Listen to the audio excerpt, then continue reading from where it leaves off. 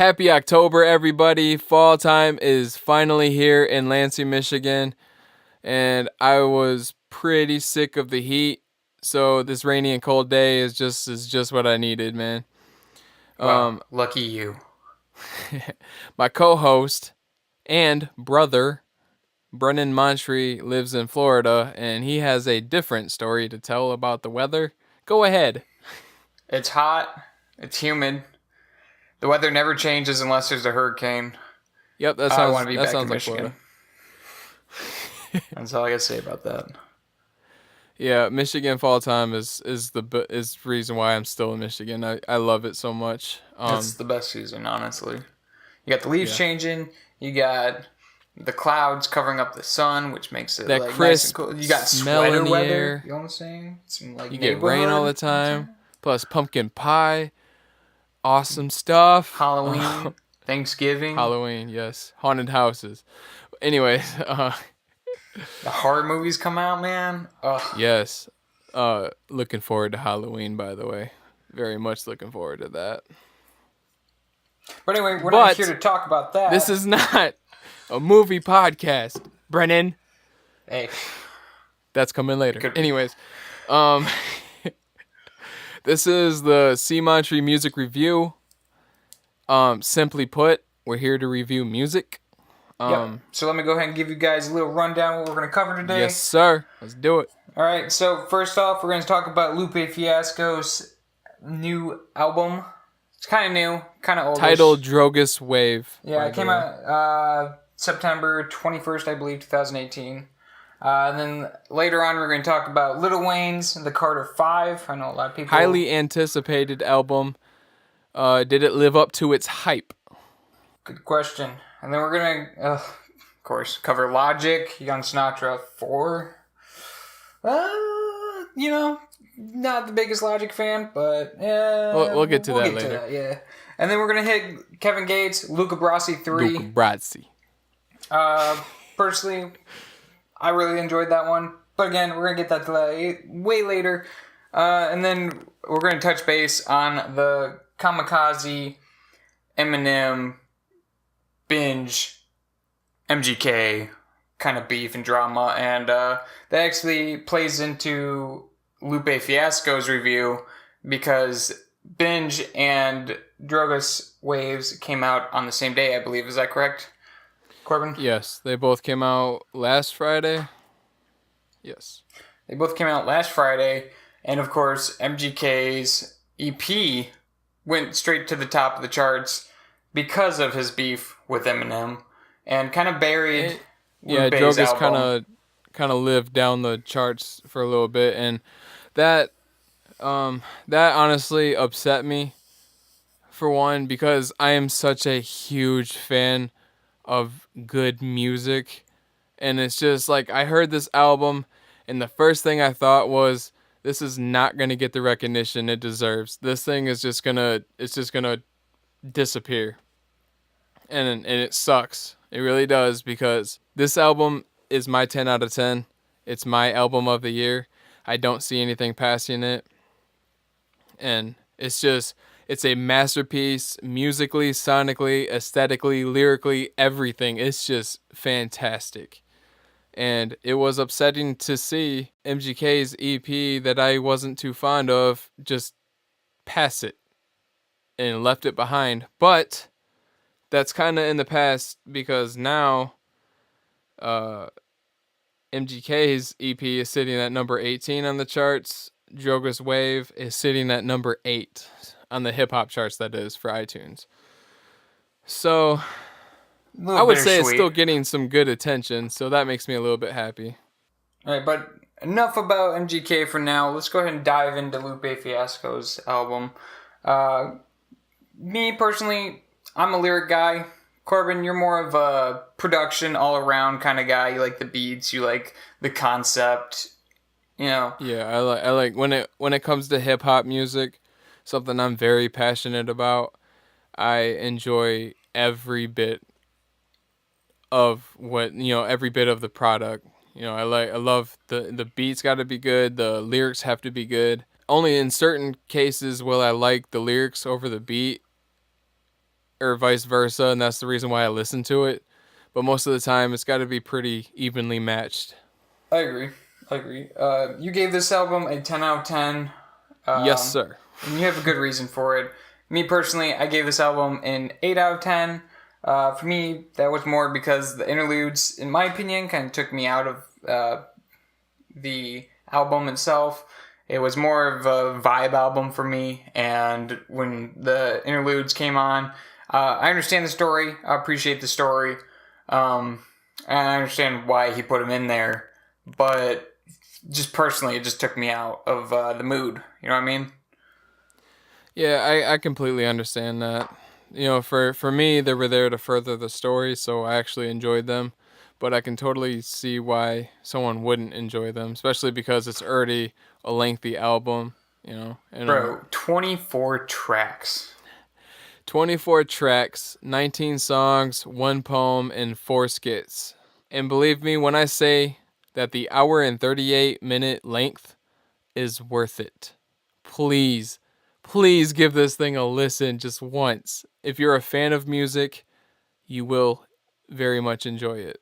Can we just talk about like how this man took his time on this album? Yeah. I don't remember the last time I heard Lupe Fiasco's name be dropped. It's been a minute since I have heard anything about him in the news. He came out with an album last year. It was called Drogas Light, and I'll be honest, that wasn't one of my favorite albums, but I still loved a majority of it. Just honestly, I just really like Lupe. His rhyming, a lot of people had a problem with the mainstream appeal of that album, but like his rhyming was still there. Like his rhyming ability was still there. It was still good. It was still on point. He still had stories and concepts. It's just, I don't know, man. I still enjoyed it, but I want to talk about Drogas Wave for a little bit. This is Lupe Fiasco's newest album. Yeah, well, you should, as you gave it a 10 out of 10. You gotta explain why. I know you have a big appreciation for this album, because not only because of the songs, but because you actually appreciate the story he was telling with the poem and the interludes. Yeah, well, let me preface this, lengthy album review with the fact that Lupe is one of my biggest influences when it comes to music, and his storytelling ability has absolutely blown me away on every album he has put out. He is one of the lyrical geniuses that I truly believe does not get the recognition he deserves, and that's just how I feel.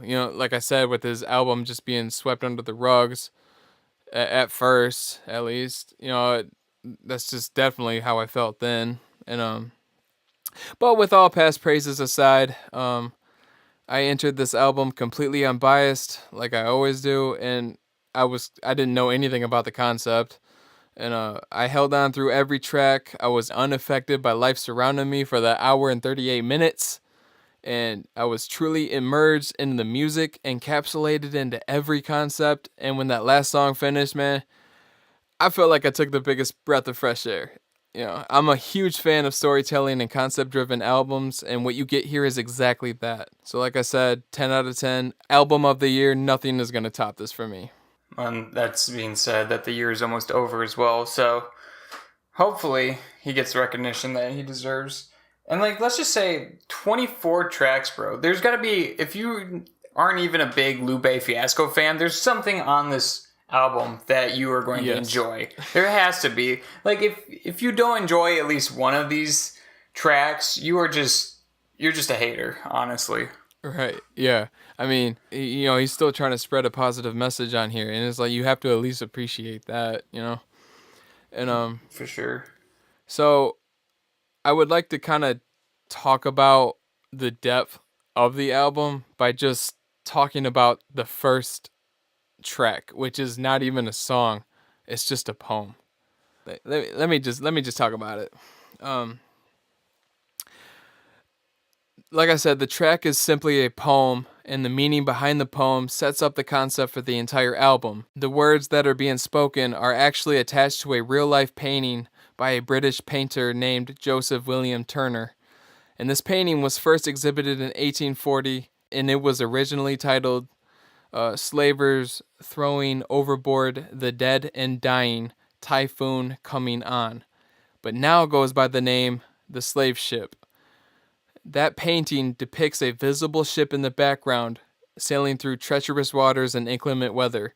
The storm is encroaching as we see the sunset as well. But you can see the sails are furled on the ship, meaning they are they are getting ready for a storm, like a massive storm coming. But in the forefront of the painting, we see bodies floating away. Upon further inspection, a rather sickening conclusion can be made by the dark skin of these bodies and the chains wrapped around their wrists and ankles. They were slaves. They were, possibly sick and were thrown overboard and left to drown. Once exhibited, the poem originally wrote by Turner himself in 1812 was set aside the painting. Lupe said in an interview, the poem sets off the album and is used to give a new perspective, essentially. In his story, the slaves that were thrown overboard, they lived. And they live under the sea and dedicated their eternal existence to sinking slave ships. That's just in the first track. Such a short piece with such a huge message. Right. I feel like most people are just going to listen to this and that's it, It's like, oh, cool. Nice poem. Not really grasp the actual story behind it. Yeah. I knew there was more there, so I had to look into it. And that's just what I found out during my research for it. But yeah, so that track leads into another song called Drogas, which is a Spanish word for drugs. And this is a Latin-infused production style track that is completely done in Spanish, and it was honestly unique. What did you think first time hearing this Spanish song on a Lupe Fiasco album? Didn't understand the words, so I can't really speak about lyrics like I would like to. But the beat was good. I enjoyed the beat. Honestly, for me, it kind of sucked because it was kind of like a skipper one. I just, kind of skip it if it came back on. But I gave it a good listen to the first time. It was interesting. Totally different. Wasn't expecting it. But not for me because it was in Spanish. I don't fluently speak Spanish. So I didn't really understand what it was about. Except for that the title is Drugs, I guess. I kind of wanted to explain the meaning behind the song and the fact that it's not what you think it's about, with the title being drugs. It's more of a positive outlook on such a, just a dirty word. And the first thing that Lupe says in Spanish, I'm not even going to try to say it because I know I won't get it right. But what he says translates into, God is my drug. If not, what am I addicted to? So powerful words right there. It's just not what you think. It's almost like shedding light on darkness, like using that word in a different way, making it mean something else, That's just found all over this project. All right. I would say this is a big perspective project. Yes. And yeah, that just nicely leads into the next track, which is Manila. And this is a huge concept to unpack in this song. And it's such an important one too. It's like the lyrical content itself is like something that needs to be talked about. And in the first 4 bars of the song, Lupe says, reparations from segregation, genius at Genesis, Master System, Segas. And it's just like, he's speaking on preparations while returning to our theme of the album, the word drugs. Since preparations could be considered a synonym for drugs, tying together the words reparations and segregation, we're left with a string of events. Simply put, I believe that Lupe is saying here that drugs are the new form of chains, referring back to the slavery metaphor. That's just in the first couple lines. It all ties back in together. Yeah. In the next set of lyrics that I want to talk about in this, Lupe says, mere products, objects meaningless to the overstandards, contemplating with industrialists and social planners, Manilas. These words and song as a whole really bring out the fact that in the past and in the present, people's values and morals can be broken down into a tradable expense. Lupe does this by unearthing Marxisms. In Marx's theories of alienation, all symbols of wealth and luxury are only considered mere products and objects. And over time, we as creators create our products, if you will make us become so far removed that our creations will become less of an expression of time, labor, and desire, and more lifeless and meaningless. With that being the end of the first verse, we're led into the chorus, a chant-like speech repeatedly saying, "Don't ruin us," God said. Now, what I'm going to point out to you is that this word, drugs, is an acronym that stands for "Don't Ruin Us," God said. Bam. It's a whole deep meaning behind this album. You just dove like right in with the research and everything. That's just the third song, dude. This is the third song. Let me ask you something. What'd you think about the song Wave Files? I thought it was incredible. Well, first of all, we're skipping ahead a little bit. The next song that comes after Manila is actually the first song that gave me chills while listening to this. And it's called Gold versus the Right Things to Do. And the last line of the second verse, you just need to hear this entire song. Even put lyrics in front of you. But the last thing that he says, it literally made the hairs up on my arm stand up. I was like, wow, I was just blown away. And then you get this super emotional, erratic violin skit that was just like, it was meant to make you feel uneasy, you know? It was like something out of like an old horror video game, I felt. Yeah, and it's like depicting slave ships in, you know, in music. And Wave Files is one of my favorite songs on there. Like, the beat is just so nice. That's such a dope song. The second verse is my favorite on there. Is that one of your favorite songs? Yeah, I really like that. Well, I mean, I like that song. I kind of like the entire project. The reason I gave it an 8 out of 10, as I stated previously, is because the interludes kind of took me out. But the more you give background and research on this, the more willing I am to listen to it and actually pay closer attention. Yeah, if I could say one song was filler, it wasn't really filler though, because it provided, you know, another perspective, is actually the Spanish song. But I still see a need for it to be there. And that's probably the only song that I don't really go back to and listen to often. But yeah, everything has a place on this album. And that with 24 tracks, that's very impressive. Next after Wave Files comes one of my favorite songs, which is Down. And it's such a catchy song, man.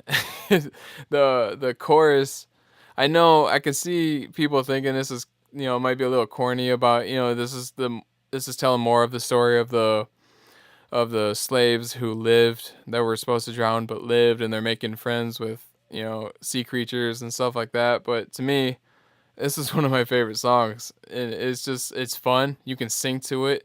The chorus is just so, like, you hear it and you know the words and you just want to sing along with it, you know? Plus the production and the mixing on this song, so good. Oh my god. And I'm an engineer myself, so I mix and master, and I can, you know, that's something I definitely look for when I'm listening to songs. And it's just, that's another thing on this album. I have zero problems with any of the mixing or mastering or engineer work, you know, anything. I have zero problems. Like, and that's usually a big thing I have a problem with. Yeah, I would just say that Nicki Jean, like, I love every single one of the songs that she's featured on. Yeah, and she's definitely featured on a majority of them. Yeah, I looked her up, and she doesn't really have that much work with a solo career. But, I mean, dude, like, Down, Stronger, you know, they were all good to me. Like, She's got a really nice voice. I like them working together. I like them collaborating. They were just all solid tracks to me. I agree with that. And I'm gonna kind of skip ahead a little bit. It goes to I think it's pronounced Hail Selassie after Down, and that song actually came out a couple years ago. And when I heard it come in, I was like, I know I've heard this before. Like maybe it was just a sample being used again, but then I was like, no, I definitely recognize this song. And yeah, sure enough, it came out about around the 2014 time, I believe. I think it fits perfectly in the mix of this album, though. It doesn't even sound like it was recorded at a different time, you know? Right. After that comes a really fun song, in my opinion. It's called Allen Forever. You know, that whip and nene. That song. I love that. Just kind of, it's like a fun vibe on that song. And there's effects put on the voice that I loved very much in certain parts of it. And then I'm gonna skip to the song Sun God Sam, and just how crazy dark and gritty this song sounds, and I loved it, dude. It's so good. And there's a beat change in the middle of it, which I also appreciate. And then comes one of my favorite songs, and that's XO, and it's just beautifully sung by the Troy Irons, I think, is the one who's on this one. Yeah, that song is incredible. The lyrics are just so good. The chorus is so good. And if I'm not mistaken, it actually brings in ties from his previous album, Tetsuo and Youth, in certain parts. And it's just like a good reminder because I also love that album, like, completely. And then it comes to probably the most impactful song to me. I did a little research on this one because I felt like I was missing something when I first heard it. And I'm going to put to the side the amazing production on this thing. It sounds fantastic. And plus, I love the muddy, just dirty chorus. You can, like, I kind of like how the chorus comes in all faintly. And you can't really make out what she's saying, but you can. You know, I don't know. That's just, I really appreciate every aspect of that type of production style or mixing style. And this song is called Joni Lay Forever. Right. And what I want to say about this song, and it is a spoiler warning if you haven't heard it before. I definitely recommend listening to this entire album before you listen to any of this review. But this song is so powerful. It's about a real life situation, but in an alternate universe. So the song is about Joni Lay Watkins, and her father died in a random shooting, a random act of violence, and she was only 6 months old when it happened. In this alternate universe, this didn't happen. She goes on to live an incredible life, a very smart individual, makes it all the way through college, and makes the conscious decision that she doesn't want to leave her people behind when she graduates and gets offered high paying salaries. She's like, nah, I'm going to stay right here in the ghetto, right here in the hood, and I'm going to offer what normally doesn't get offered in these circumstances, and that's help.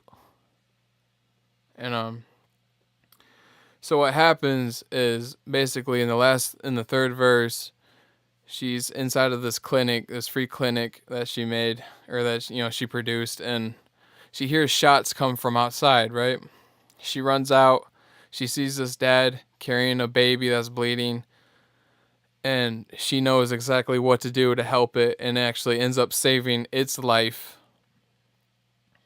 But in the same breath, she's saving her own life.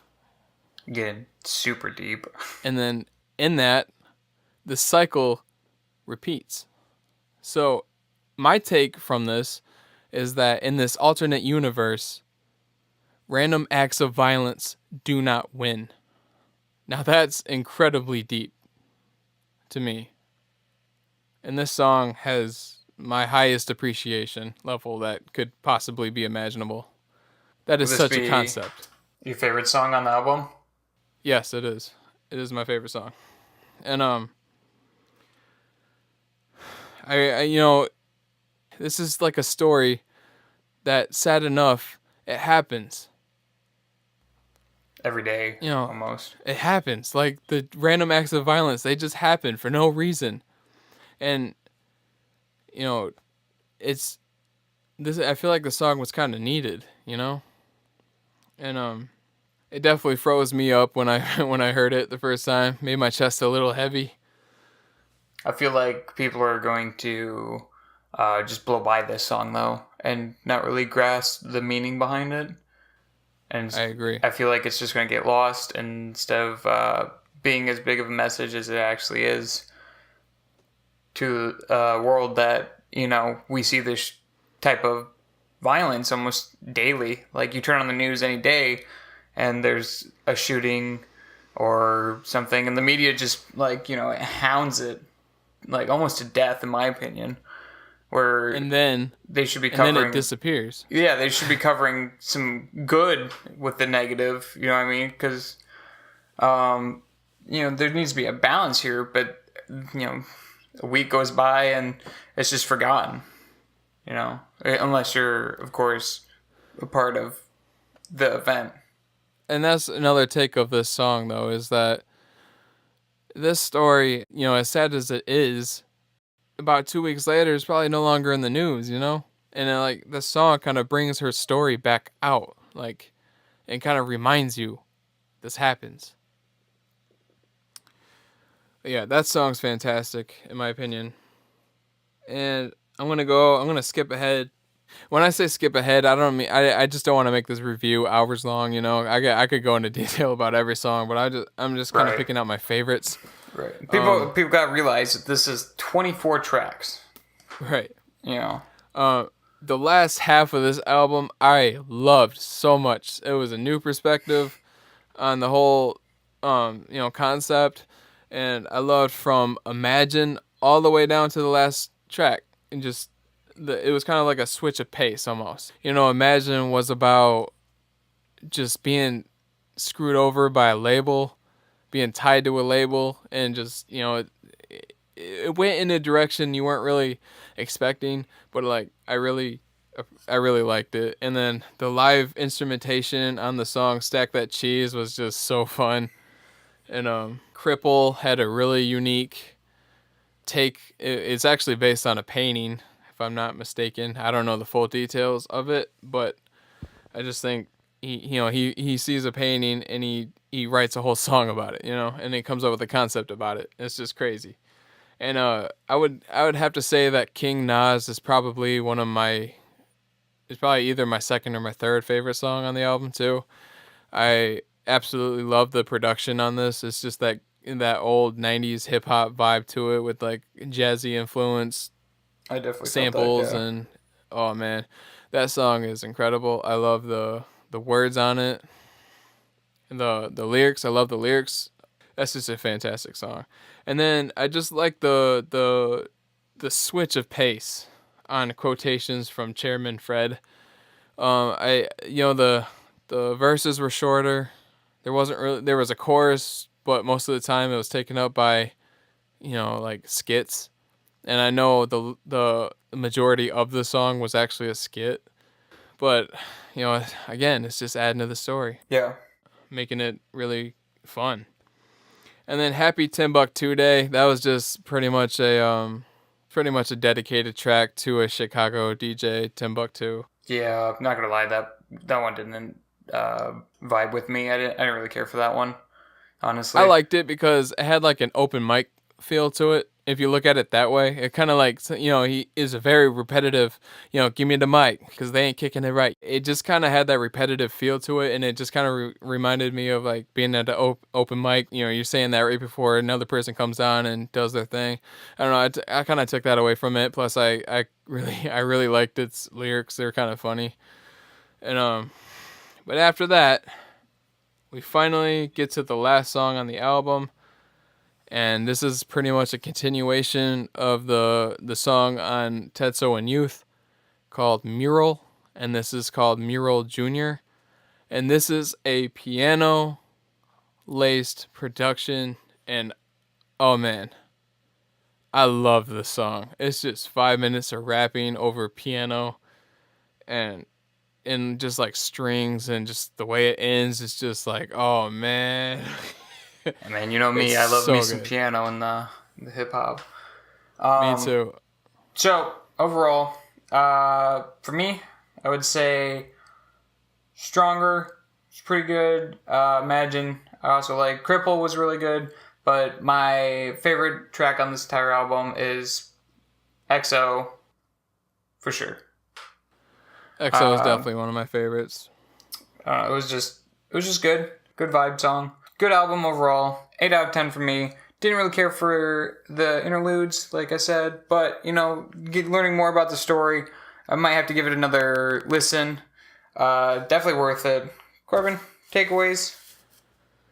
I personally, I would say I really, I like the skits. I liked everything about this album. I would say Drogas is probably my least favorite if I had to pick one, but it's like I would totally listen to that anytime. And I want people, any fan of music, I want you to just give this album a try. Just give it a listen. And I think it's a masterpiece. And I want it to get the recognition it deserves, because honestly, I don't know if we'll see anything from Lupe again. I did see a tweet about him answering a question, why is it so lengthy? And he said, he wasn't sure if he was going to continue with music. So that sucks. But It's very well maybe his farewell. Yeah, album. I mean, that's a great way to take it. I know I'm not really one, I stream people's music online, so they get paid from that, but I'm not really one who buys physical copies. I'm going to buy a physical copy of this, for sure. Try to get vinyl if it's available. Yes, and I would love a vinyl to add to my collection. Fantastic. This is definitely one of the most influential hip-hop albums I've heard in a while. It's been a long while, yes. Overall, Brennan gives it an 8 out of 10. Corbin gives it a 10 out of 10. Yes. Right. I feel pretty good about that. I feel like I got a lot out. I hope, my passion for this album comes out, and I hope, if you haven't given a listen, you might rethink it, just give it a little listen. All right. Moving on. Lil Wayne, the Carter 5. Oh man. Talk about taking your time. We have been waiting and waiting for this album, and it's finally here. I know there was a lot of label issues, and they were kind of holding on to the music and weren't, giving it out. I'm gonna assume something changed. I don't know. I kind of stopped following that stuff, but yeah, here we go. So speaking of lengthy albums, this album is also, I think, around an hour and 30. That might not be true. I think I know it's definitely over an hour. No, you're right. It's an hour and 27 minutes. Jeez. And this is 23 tracks long. Nowhere near Lupe's album, but I don't think that you can categorize this with Lupe's. This is like its own. This is Lil Wayne you're talking about, right? And we've been waiting for this. Hold on. Answer this question though. Did it live up to the hype, in your opinion? Oof, I might get some hate on this, but no, not for as long as it took to come out. And like you said, of course, it's not his fault. The labels just weren't releasing it and everything. But in my opinion, no, I did enjoy it. I mean, the dude starts off the album with a very emotional feel right off the bat. Yes, I agree with that. And actually, I actually really liked that. I really liked it. I've seen some memes going on around where, it's like the people in the shower and then Lil Wayne, Carter 5's first song comes on and it's the guy, popping out of the shower to, skip the song. Because, it's not a song. It's basically like a voice recording of his mother, correct? Yep. And, when she starts crying, dude, It just really sets the tone for what you're in for with this album, I feel. I agree. Don't Cry, second track on the album. Surprisingly, featuring XXX Tentacion. Tentacion. I'm awful with this, honestly. It's all good. I didn't like the honest, song. I didn't really hear anything from Triple X until he passed away. Never like found him on Spotify or anything like that.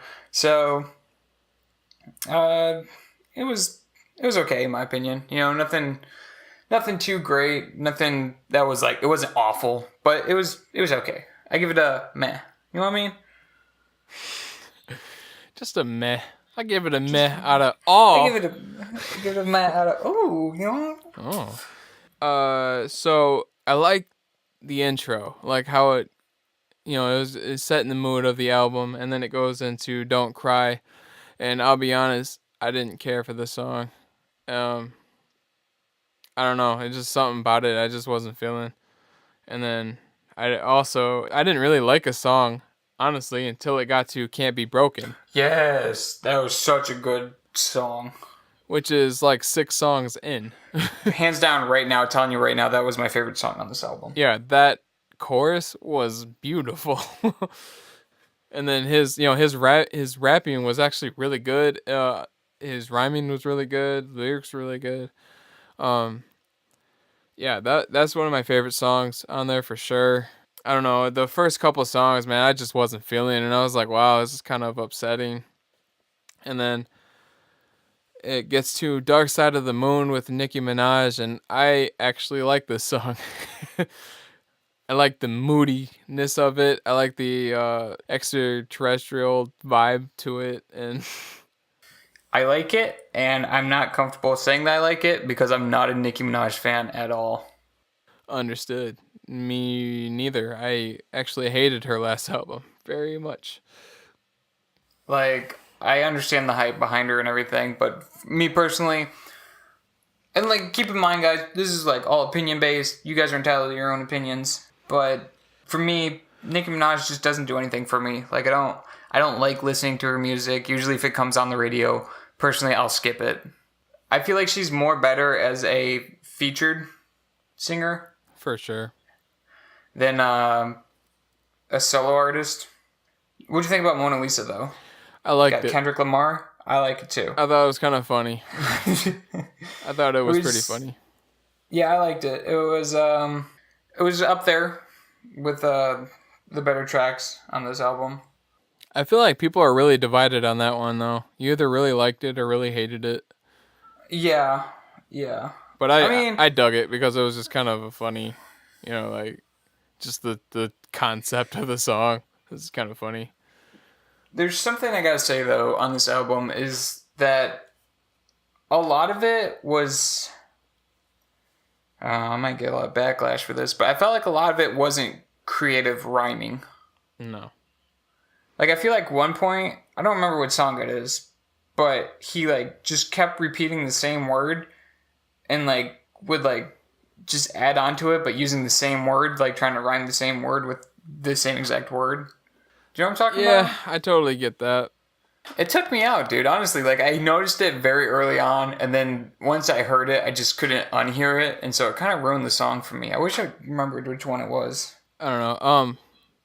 I'm gonna right now. I saved all the ones that I liked, and I'm gonna kind of run through them real quick. Right. And Cool. honestly, if he just came out with an album with these on it, it would have been pretty good album. Been pretty fire. Pretty fire. Honestly, I feel like he could have cut this Carter 5 in half and just put out a mixtape with all the filler tracks on it, and he would have done I agree. just fine. I second that very strongly. So, the songs that I liked was Can't Be Broken, Dark Side of the Moon, Mona Lisa, What About Me, Open Letter. I actually really liked Open Letter. It was nice to hear him get pretty personal, And, Yeah. I liked Famous. I liked Took His Time, Demon. I noticed the sample in the song Mess, and that's honestly why I liked it so much. I actually really like Mess as well. You know what it reminded me of in a weird way? What's that? How to Love by Lil Wayne. In just a tiny way. I can't really explain why, but maybe it's just the way he's like kind of flowing the same. Maybe that's why. But yeah, so I also liked Dope New Gospel, Perfect Strangers, Used to, and Let It All Work Out, the final song. And I loved the third verse of the final song. Just how real it was. He stripped back all that manly man stuff and just was like, this is how I feel, you know? Yeah. I was to a breaking point. That was really nice to hear. And I feel like it ended the album out perfectly. You know? Yeah. Great start, strong finish. What do you rate this one? I got it at a 6.5 out of 10, so right now. Really? Yep. I feel like I didn't like a majority of it, so. All right, that's fair. I gave that a 7 out of 10. So, yeah, I only like 13 out of the 23, so that's 10 tracks I did not like. And I was actually excited to see Snoop Dogg on this album, and I hated that song. It honestly felt like it was recorded at 2 different times, 2 different places. Like, I don't know. Yeah, it felt very out of place. I feel like the best way to describe it was a Snoop Dogg song. Yes. You know what I mean? Like, it didn't really fit the personal vibe that he gave off for the majority of this album. Yeah, no. I feel like the filler weighs this album down, and I'm giving it a 6.5 because I don't really see much replayability in it. Like, I could see myself going back, and if a song comes up in a shuffle, I won't skip it. But as of right now, I don't really have any need to go back and listen to it again. I feel that. Well, I would listen to Can't Be Broken again. Definitely that. And I would also listen to Open Letter and the last track, like, whenever. But for the rest of the album, it's just kind of, when it comes up, you know? So, yeah. Not bad, not great. Little Wayne. All right. Logic. Moving on. Young Sinatra 4. How did you feel about this Young Sinatra Part 4, Brennan? Well, first off, let me just get this out of the way. My view is going to be very biased. I'm not a fan of Logic. I haven't been a fan of Logic since he kind of went mainstream. Remember when you first showed me him, like when he was still underground? I was a big fan of him when he was coming up on the Young Sinatra series as mixtapes. I just liked his positivity and his rhyming, where it was actually pretty good. It was kind of cool. He would post like videos on YouTube showing his like come up, basically. It was kind of nice to see that. But man, I don't know. Somewhere along the line, I just lost it with him. Like I don't know. Every song sounds the same. My opinion, right there. Every single one of Logic's songs, to me, sounds exactly like the other ones. Is it like the rhyming or stuff like that? It's the rhyming, the flow. Like, he doesn't really change flow. It's basically like preaching the same message in every single song. Like, it just doesn't vibe with me. You know, you have like those artists where they come on and you're like, I'll listen to it, but like I'm not a fan of his. You know, I wouldn't pay as much money as a Logic ticket is to go see him. You know I agree with that. Now, if he's at a concert where there's multiple people, like Common Ground or Lollapalooza, yeah, absolutely, like 100%. That'd be dope to go see Logic in concert. But I'm not gonna go pay for a solo concert, you know, with as much money. But with that being said, hands down, I'm going to tell you my favorite track on this album. Can I guess? Yes. Wu-Tang Forever! Yes. And you want to know what's great about this? Is me just saying that I'm not a big Logic fan, and then I choose the one song on this entire album that has, like, multiple features and Logic's barely in it. I feel like Logic got kind of buried on that track. 100%. Everybody else just rapped incredibly. But yeah, just seeing the entire Wu-Tang Clan coming together for a song was just pretty crazy for me because I'm pretty big on Wu-Tang Clan, and I feel like they all delivered, like especially RZA and Ghostface. I just got such a classic, like, It was gritty. 90s vibe from it. It was gritty, like their old stuff. Yes, old school. I loved it. It was great. There's some names on here, dude, that like you don't really hear about in the news anymore. So that was shocking that he got like the entire clan together to do it. Yeah, I was excited to hear that one, and I was just kind of smiling throughout the entire thing. I was like, yeah, And it's long. yeah. Let me. It's like what, 8 minutes or something? Yeah, I think it's no. I don't know if it's the longest one. Let me say this though. I haven't liked the Logic project in a while, and I can say that I actually like this one, and maybe it's because I'm a huge '90s hip hop, boom bap, jazzy influence. Just everything that have to do with the '90s hip hop scene. I'm a huge fan of it, and this almost feels like a revitalized version of that, a more clean, newer version of that, and I liked it a lot. This took me back to his mixtape days. Yeah, me too. I'm not a big fan of the album, but definitely higher up than his other ones for me. I would say my only problem here with this project is the rhyming, the words. Some are kind of corny, pretty basic. Didn't he just drop one too? Yeah, he dropped Bobby Tarantino, Tarantino? Part 2, which I didn't like anything on that. I didn't like that I one really either. tried to like something on there too. I don't know. I don't agree with that type of project with his voice on it. Like a trap beat. I don't know. It just wasn't. Doesn't fit. That cover art was fire though. But When the best thing you could say about it is the cover art, I think we're at a agreement here. yeah.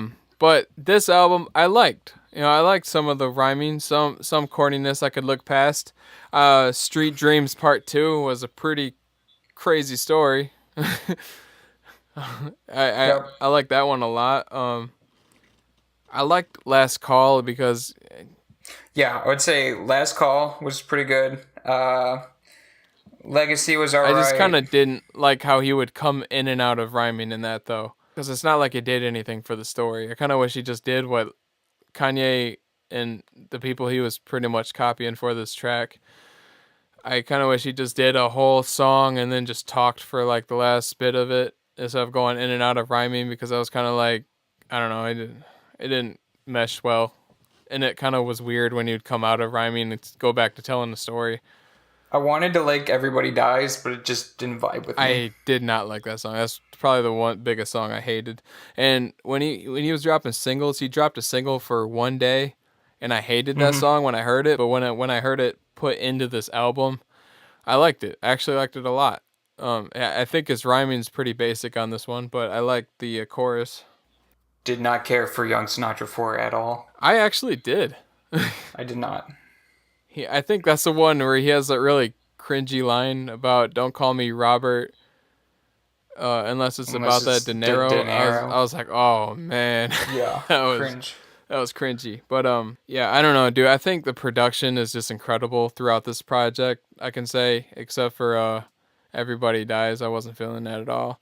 But my favorite songs on here are The Return, The Glorious Five, One Day, Wu-Tang Forever, Ordinary Day. It was kind of nice to hear Haley Steinfeld on there because I think she sings incredibly well.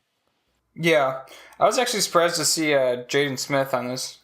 And I hated that song. Iconic. I hated Iconic. I didn't like it either, but it was a weird surprise. It was just it was a copy pretty much of Jaden Smith's song. I was like, I wasn't feeling that. But so I like Ordinary Day. I like Young Sinatra 4. I like Street Dreams 2. Legacy, I thought was actually a pretty nice track. Like I thought the rhyming was on point throughout it, and I like the message of it, Mm-hmm. And so I would honestly say Legacy is probably my favorite song. And then I liked Last Call just because I've liked that type of song since Kanye did it. So yeah, I'd give this one like a 7 out of 10. 7, 7.5 around there. Nah, 6. 6 out of 10. I gave Bobby Tarantino 2, like a 2 out of 10. So this is I gave it a 3. This is a major improvement. I definitely would like him to kind of stick on this type of production. I agree. But more of this, less of Tarantino. You know, I totally understand the evolution of an artist. I totally get it. But I will say that after hearing this, I am kind of excited for his next project. Him saying it's a concept album, I'm definitely looking forward to that. I'll listen to it, but I don't know, man. He's not a guy for me. He's not an artist for me, if that makes sense. Yeah, I totally get that. All right, Brennan. So, Luca Brasi. Kevin Gates, baby. This, out of Lil Wayne and Logic's new albums, I liked Kevin Gates the best. Really? Yep. Gonna stand by it.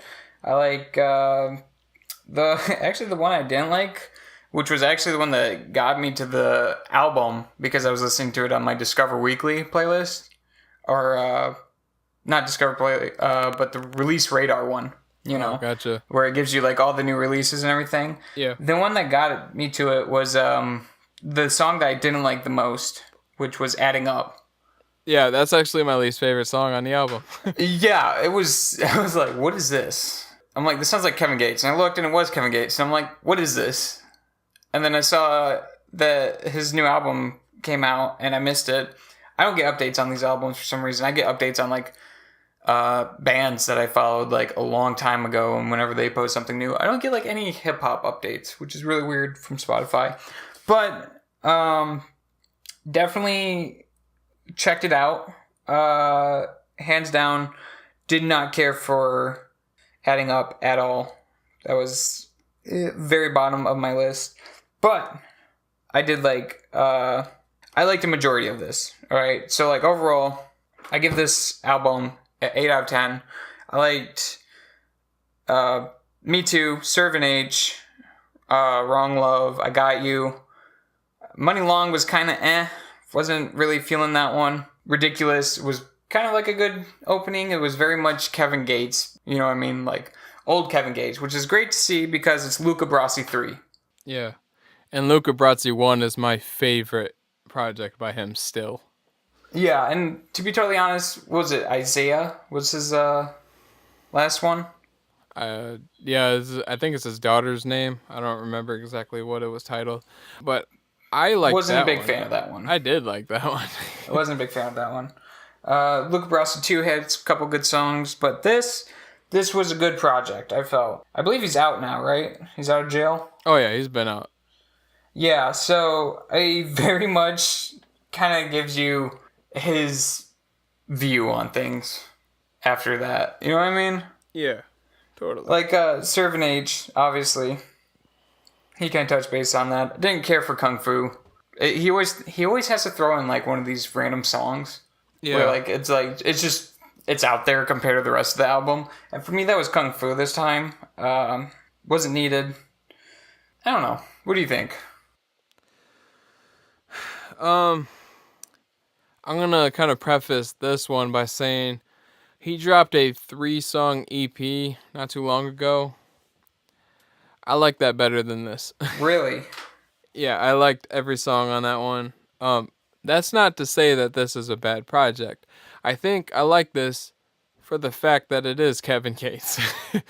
I don't know, his like lyrical content and beats and everything is just kind of infectious, and I just kind of love it. And I would say my favorite songs on here are Discussion, Shaking Back, Great Man, I like that one, Find You Again, and God I Trust. This one's probably got to be my favorite one. The way he sings on the hook, yeah, I like that a lot. I didn't like Me Too at all at first, but now I kind of do. Oh yeah, I really like that one too. Is awesome. Wrong Love was pretty crazy to hear, like him just kind of strip back all that, you know, I don't know, be more vulnerable. I loved Shoulder. I love that one. That's a good one. Um, and I liked Make America Trap Again. That was just kind of fun. But yeah, I dug this one. I'd give this one. I'd give it like a 7 out of 10. Yeah, unfortunately, there was a lot of filler. Yeah, I would definitely say that Shoulder was my favorite track on this one.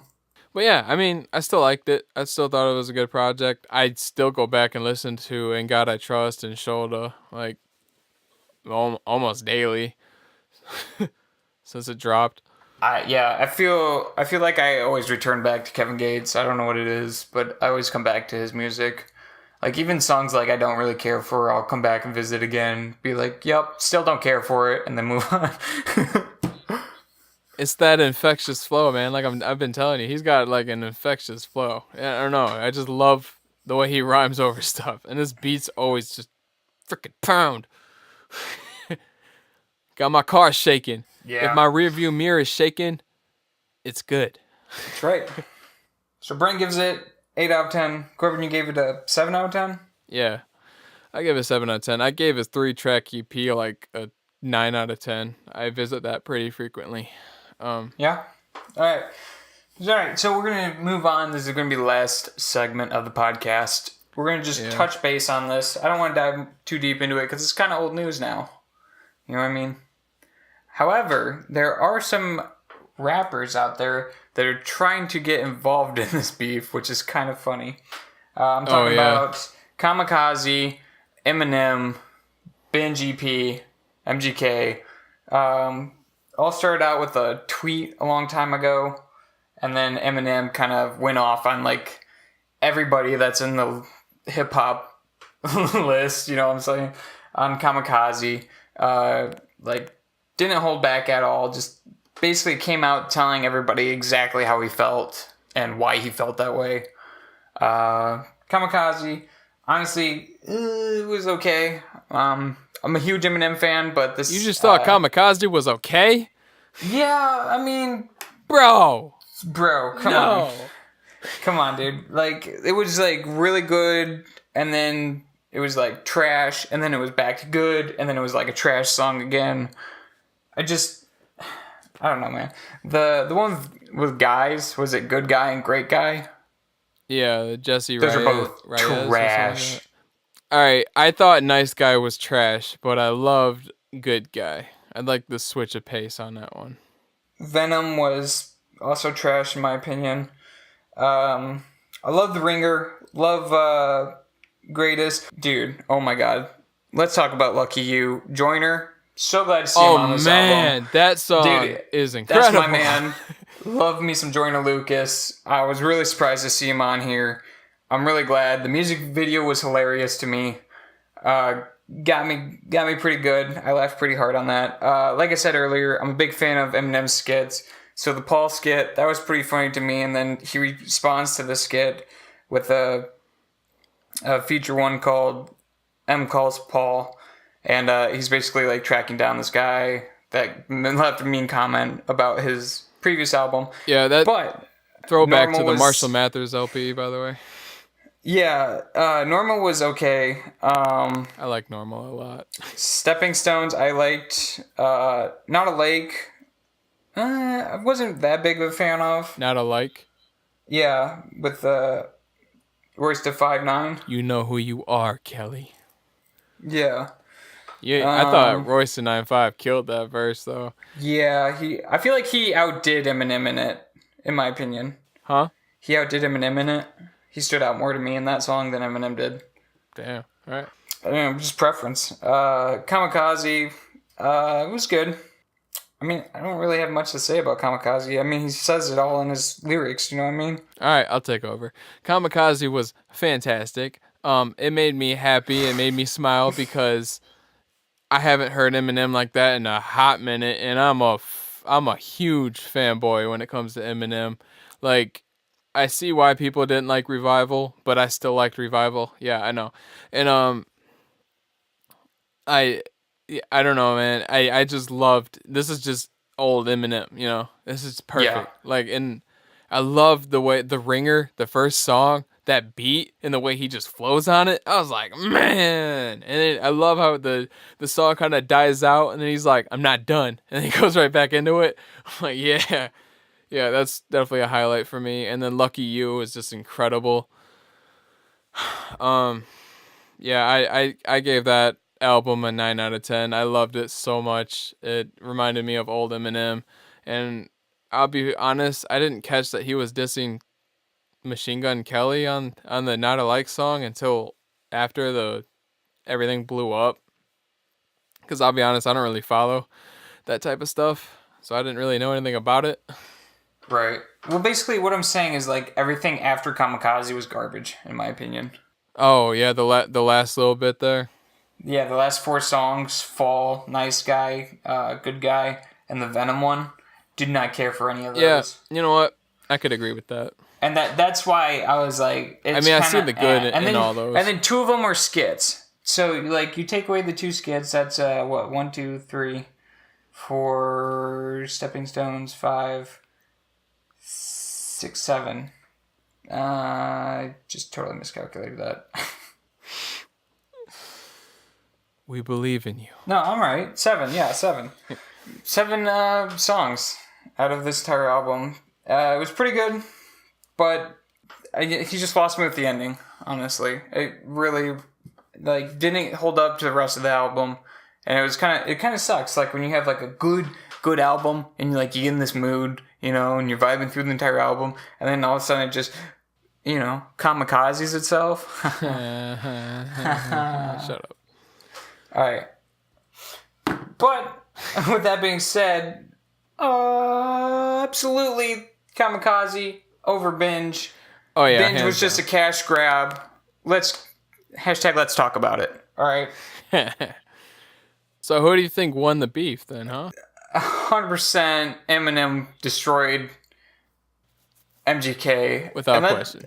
Yeah, without question. And keep in mind, guys, I'm a big fan of both these artists. I like MGK a lot. I like Eminem a lot. I grew up with Eminem, and I've been following MGK since, he was underground. Still, surprisingly, MGK is not that well known, I guess. He's still opening up for Fall Out Boy, which I thought was interesting. Definitely thought that he would be getting his own concerts by now, but, at least he's doing stuff. But the Binge EP, okay? Dude literally contradicts himself. Yeah. The entire album. Not a mumble rapper, mumbles all the way through, live fast, die young, like, what? All right, live fast, die young, he's literally talking about not caring anymore, right? And, how he can, die young, this is his lifestyle now and everything like that. But if you go back to a previous album, the song Habits, he literally states in that song that, he's aware of his lifestyle, but, he doesn't want to die from that lifestyle. Does that make sense? Yeah. He literally says that. He's like, I don't want to die, stuff like that. And then live fast, die young. It's complete opposite. It's I don't care. I can die whenever. This is my lifestyle. This is my choices. You know what I mean? All I can say, man, is what happened. Because Bloom was fantastic. I love Bloom. Oh my god. I even saw him in concert for Bloom, at Lollapalooza. I saw that, and it was awesome. He had the best performance. And then he drops Binge. This thing is trash, dude. I didn't like anything on this. Nothing. You like Rap Devil? No, not really. I mean, your beard's weird. Really? That's everybody's go-to from it. Well, I don't know. The reason why everybody goes to that's how we started off the thing. I will say, though, he flowed pretty well on the 4th verse. And that was probably my favorite verse on the Rap Devil was the 4th verse. I like some of the songs. Loco's kind of catchy. Not really a good, not a song that I would intentionally go revisit, but if it came up on my playlist, I wouldn't skip it. Rap Devil, I actually enjoyed Rap Devil. I love seeing artists back having beef. Yes, good for sales, good for audience, more music for us. I don't see a downside to this unless it turns violent. I agree. But, dude, he brought out probably the best I've heard in Eminem in a long time when he came out with Kill Shot. Dude went in on MGK and annihilated him. Like, I don't even think MGK is going to respond. He can't. To how he knows he brutally torn apart he got lyrically, and just all the facts that he hit, all the right notes. Loved it. Yeah, Rap Devil was okay. I liked it. Get the Broom was trash, and I kind of like Live Fast Die Young a little bit. It's not a great song, but it was catchy. Very repetitive, though, I will say. That whole album was very repetitive. Yeah, I'll give you that. There was Binge, like a Icky. 2-minute song has like 4 choruses. Like, what? I don't know. I wasn't feeling that whatsoever, but I mean, I'm glad you did. But catch this. So, this was 100% a cash grab. Yep. You know that MGK had this at the ready. And as soon as... Or recorded it in the last 2 weeks. Or that. It seemed very rushed. I mean, everything's in caps here, so... Just, like, look at it from a mindset of business, right? Eminem says it himself, that he's going to make a mountain out of him. And then in the midst of their beef, he released an EP, which skyrockets the charts. So you can say whatever you want about MGK. Dude's pretty freaking smart. Yeah, I'll definitely admit that it was a good business move, but I mean, people are going to catch on. Like, yeah, they're going to buy your project at first, and then they're going to notice that it's not great at all, and then it'll just steadily decline on the charts. Like, yeah, you came out the gate swinging with sales. I mean, you're beating Lupe. That's all that matters, though. And you're beating Eminem. So, but I mean, that quickly changed. That being said, I hated this project. I disliked everything on it. However, I still am looking forward to anything else that MGK does musically because, like I said, I'm a big fan of MGK. I give it a 4 out of 5, or 4 out of 5, 4 out of 10. I give it 4 out of 10. I gave it like a 2 out of 10. Maybe a 1.5. I will never listen to this again. But people are jumping in on this beef. Alright, so Dennis, I don't know if people know who Dennis is, but he's the guy, he's the rapper that sounds exactly like Eminem. Sounds like Eminem. This is the best way I can describe him. If you don't know who he is, look him up and, leave your opinions in the comments below. But dude sounds exactly like him. He's trying to get on this. 4 released a song called No Scope, and he was siding with Eminem in that. Dennis was also siding with Eminem. Basically, everybody wants to get in on this feud, and they will more than likely have this same freaking momentum as Eminem and MGK had, but they're not going to have it. You know what I mean? Because these are lesser known guys, as much as I like them. They're lesser known guys. People don't know who they are. And honestly, the beef's kind of over. Yeah, I feel like it's kind of unnecessary right now, but hey. Yeah, whatever. Beef has been over, in my opinion. It's like Eminem won, but everybody wants everybody to know that Eminem won. Yeah, I mean, like, he even released, like, a 4-part interview about the whole thing. Yeah, it was either 4 or 5 parts, yeah. It was really good. So I enjoyed it. If you want his take on that, go ahead and check out that. But other than that, Corbin, I feel like we covered a lot of topics today. I feel like we should wrap this sucker up. Yes, sir. All right, well, if you're still listening, thanks for listening. I'm going to try to make this either a weekly or bi-weekly thing. I guess it depends on what comes out. If nothing's worth talking about, then probably won't talk about anything. But it's not going to be this long. No, it's probably not going to be this long. This is just, I had so much to say about Lupe, and I had to talk about it. So this is like, So if you got anything out of this podcast, please go listen to Lupe, Drogas Wave. Listen to it. And if you do listen to it, let me know what you think about it in the comments. So yeah, that's my thoughts. Thank you for listening. Thank you for being a part of this, Brennan. Peace. I'm gonna close this sucker out. Alright, episode 1 done.